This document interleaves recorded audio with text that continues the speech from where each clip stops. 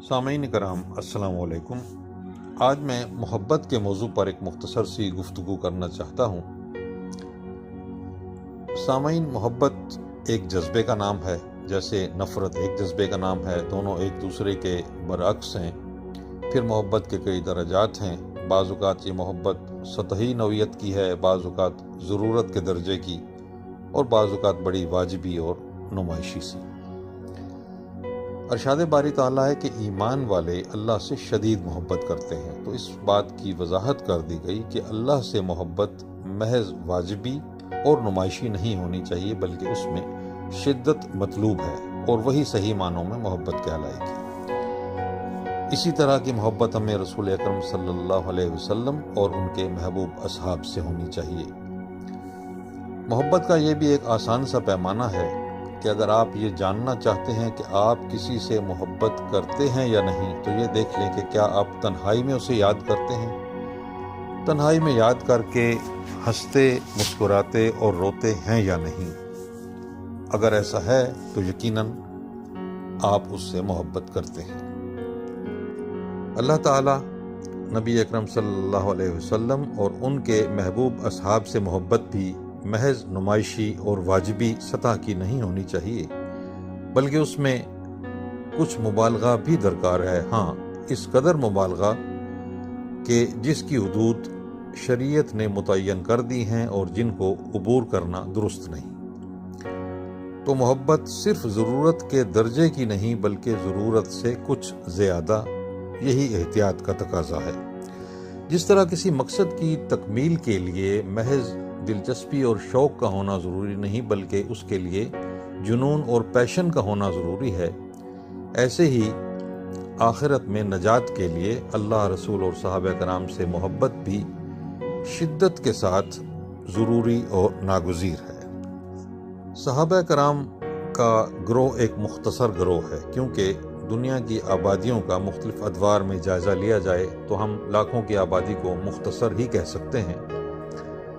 اس گروہ کو ایک ممتاز مقام حاصل ہے جو اور کسی بھی گروہ کو حاصل نہیں، کیونکہ ہم نے صحبت پانے والوں کو نہیں، صحبت فراہم کرنے والی ہستی کو دیکھنا ہے۔ اس ہستی کا مقام و مرتبہ کیا ہے، تو کیا اس کی صحبت پانے والوں کا بھی اللہ تعالیٰ کے نزدیک کوئی مقام، کوئی پروٹوکول ہو سکتا ہے یا نہیں؟ کیا وہ گروہ بعض چیزوں سے مستثنا ہو سکتا ہے یا نہیں؟ ہمیں یہ بھی دیکھنا ہے کہ ہمارا اختیار کیا ہے۔ کیا اللہ تعالیٰ نے ہمیں مجاز بنایا ہے کہ ہم اس گروہ پر کسی طرح کی بھی کوئی تنقید کر سکیں؟ کیا اس کا تنقیدی جائزہ لینا ہمارے اختیارات کے دائرے میں موجود ہے یا نہیں؟ کیا اس کا تنقیدی جائزہ لینا ہماری زندگیوں کی ضرورت ہے؟ کیا شریعت ہم سے یہ مطالبہ کرتی ہے؟ کیا اگر ہم تنقیدی جائزہ نہ لیں تو ہمارا کاروبار زندگی متاثر ہو سکتا ہے؟ ایسا کوئی فیصلہ کرتے وقت میں یہ اصرار کے ساتھ کہہ رہا ہوں کہ صحبت پانے والوں کو نہیں، صحبت فراہم کرنے والے کو دیکھنا ہے۔ 60 کی دہائی میں جب انسان پہلی مرتبہ چاند پر پہنچا اور 3 خلاباز جب واپس پہنچے تو دنیا ان کی ایک جھلک دیکھنے کو بےتاب تھی، قطع نظر اس کے کہ ان کی شہریت کیا ہے، ان کے رنگ کیسے ہیں، ان کا قد کیا ہے، ان کا کردار کیا ہے، ان کی شخصیت کیسی ہے۔ سب کے سامنے ایک ہی بات تھی کہ وہ چاند سے ہو کر آئے ہیں۔ سامعین، یہ چاند کیا ہوتا ہے؟ میں جس ہستی کی بات کر رہا ہوں اس کے آگے تو چاند کی روشنی ماند پڑ جاتی ہے، اس کے آگے تو چاند کی چاندنی ختم ہو جاتی ہے۔ جو ہستی اپنے اصحاب کو صحبت فراہم کرتی رہی، اس گروہ کا، اس گوہر نایاب کا، اس کا کیا مقام و مرتبہ ہوگا؟ اس گروہ میں تو ہیرے موتی اور لؤلؤ والمرجان شامل ہیں۔ ہمارے پاس یہ اختیار کیسے آ سکتا ہے کہ ہم ان پر کوئی منفی رائے زنی کریں؟ آپ دیکھتے ہوں گے کہ مختلف شہروں میں بعض اوقات کچھ حساس تنصیبات ہوتی ہیں، کچھ عمارتیں ہوتی ہیں جن میں عام شہری کا داخلہ ممنوع ہوتا ہے، اسے علاقہ ممنوعہ کہتے ہیں۔ یہ بات بھی آپ کے مشاہدے میں آئی ہوگی کہ اسی شہر میں رہنے والے لوگ کوئی 50 سال کی عمر پاتا ہے تو کوئی 100 سال کی، لیکن اس کی زندگی میں ایک دن بھی ایسا نہیں آیا ہوتا کہ جب اس نے ایسی کسی عمارت کے اندر قدم رکھا ہو، لیکن اس کی زندگی اس عمل کی وجہ سے متاثر نہیں ہوتی، کیونکہ ایسی عمارت میں داخل ہونا اس کی ضرورت نہیں ہے، اس کی زندگی کا تقاضا نہیں ہے۔ ایسے ہی صحابہ کرام کی شان میں کوئی ایسی بات کہنا جس کا اختیار ہمارے پاس نہ ہو، یہ ضروری نہیں۔ ایسے ہی انسان اگر اس مقدس گروہ کے بارے میں کوئی منفی رائے زنی نہ کرے تو اس کے معمولات زندگی بھی متاثر نہیں ہو سکتے، کیونکہ یہ اس کی ضرورت ہے ہی نہیں، شریعت نے ہم سے ایسا کوئی مطالبہ کیا ہی نہیں۔ سامعین، علامہ ابن تیمیہ نے فرمایا تھا کہ اگر کوئی شخص یہ کہے کہ نبی اکرم صلی اللہ علیہ وسلم کی چادر میلی تھی تو ہم یہ برداشت نہیں کریں گے، اور ایسے شخص کو کافر کردار تک پہنچا دیں گے۔ اب اس بیان کا، اس رائے کا، اس فتوے کا منشا یہ تھا کہ ہم ایسے شخص کی ابتدا ہی سے حوصلہ شکنی کر دیں گے۔ اگر حوصلہ شکنی نہ کی گئی تو وہ پیش قدمی جاری رکھے گا، یقیناً جس کے اثرات بڑے ہی خطرناک اور انجام بڑا ہی بھیانک ہوگا۔ ایسا ہی معاملہ اصحاب رسول کا ہے۔ آپ لوگوں نے مشاہدہ کیا ہوگا کہ ہر دور میں، یہاں تک کہ موجودہ دور میں بھی، جن لوگوں نے اصحاب رسول پر تنقید کرنا اپنا محبوب مشغلہ بنا رکھا ہے، ان کا طریقہ واردات یہ ہوتا ہے کہ پہلے وہ کسی دور کے صحابی کا، کسی دیہاتی صحابی کا جس کی زندگی میں حضرت سے ایک ہی مرتبہ ملاقات ہوئی، اس کا انتخاب کرتے ہیں۔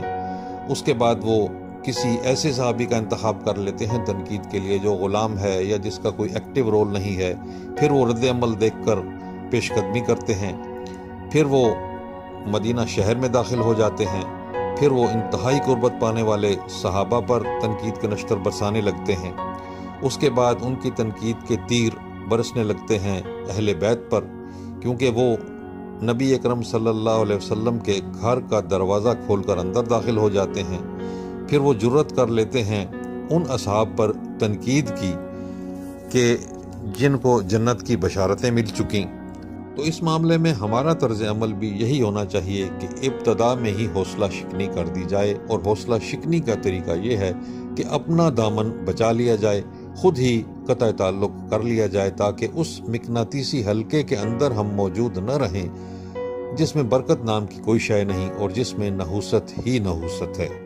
اب اس سے آگے علماء کرام کا معاملہ ہے کہ جنہوں نے گزشتہ 15 صدیوں میں اسلام کی خدمت کی، ان کے ساتھ بھی معاملہ اسی طرح کی محبت کا رہنا چاہیے۔ ان کی علمی تحقیق سے اختلاف ممکن ہے، ان کے فیصلوں سے، فتووں سے اختلاف ممکن ہے، لیکن بہرحال محبت کا جو رشتہ ہے وہ غالب رہنا چاہیے۔ اسی میں عافیت ہے، اسی میں نجات ہے۔ محض ضرورت کے درجے کی محبت کامیابی کی ضامن نہیں ہو سکتی۔ اسے اس مثال سے سمجھیں کہ آپ صحرا میں ہیں، آپ کے پاس برتن میں پانی ہے، لیکن پانی بقدر ضرورت ہے اور ضرورت سے ذرا بھی زیادہ نہیں۔ آپ کسی حادثے کا شکار ہو گئے، آپ کے ہاتھ سے برتن گر گیا یا آپ خود گر گئے، تو اب اس میں پینے کے لیے آپ کے پاس پانی نہیں بچا۔ اب یہ وہ صورتحال ہے کہ جو موت پر بھی منتج ہو سکتی ہے۔ ایسا مسافر بلک بلک کر جان بھی دے سکتا ہے، تو ضروری ہے کہ پانی تھوڑا سا زیادہ ہو۔ یہی معاملہ محبت کا ہے۔ نمائشی اور واجبی محبت بچا نہیں سکتی۔ احتیاط کا تقاضا یہ ہے محبت کو بھی ضرورت کے درجے سے بہرحال بلند رکھا جائے، کچھ زیادہ رکھا جائے۔ محبتیں بھی متاثر ہوتی ہیں، جس طرح میں نے پانی کی مثال دی کہ وہ گر سکتا ہے، اسی طرح بعض اوقات حالات زمانہ، بعض اوقات آپ کی ذاتی زندگی کے حالات، آپ کی صحبت، وہ اس محبت کو متاثر کر سکتی ہے۔ تو احتیاط کا تقاضا یہ ہے کہ اگر کہیں ایسا مرحلہ آ جائے کہ وقتی طور پر یہ محبت کم بھی ہو، تو اتنی کم نہ ہو جائے کہ آپ کے دامن میں کچھ بھی نہ رہے۔ ہمیں ہر وقت اللہ رب العزت سے ڈرتے رہنا چاہیے۔ ہمیں یہ بات یاد رکھنی چاہیے کہ میدان حشر میں جہاں ہم نے اللہ تعالیٰ کی عدالت میں پیش ہونا ہے، وہاں ہم نے اس کے محبوب صلی اللہ علیہ وسلم کا سامنا بھی کرنا ہے۔ اور ان کے اصحاب کو بھی منہ دکھانا ہے تو زندگی میں عمل ایسا ہو کہ کم از کم اس سخت دن ہم ان کو منہ دکھانے کے قابل ہوں۔ آپ سے درخواست ہے کہ اس چینل کو سبسکرائب کریں اور بیل آئیکن کو بھی دبا دیں۔